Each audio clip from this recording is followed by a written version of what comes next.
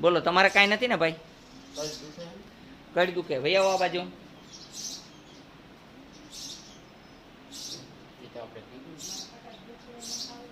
તમારી કમર હાવ મટી જશે, દવા આપશે એ લગાડવાની હો.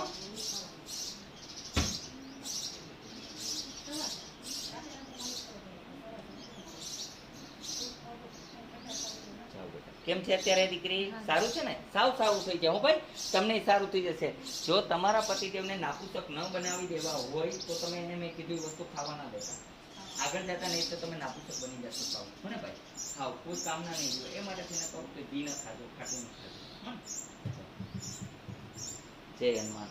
અહીંયા આવવા માટે આટકોટ આટકોથી ગરણી કે ચોરખાનો ઉપર આદેશ આશ્રમ આવેલો છે. અહીંનો સમય સવારે 9 થી 12, સાંજે 4 થી 6 છે. સોમવારને દિવસે રજા રહેશે.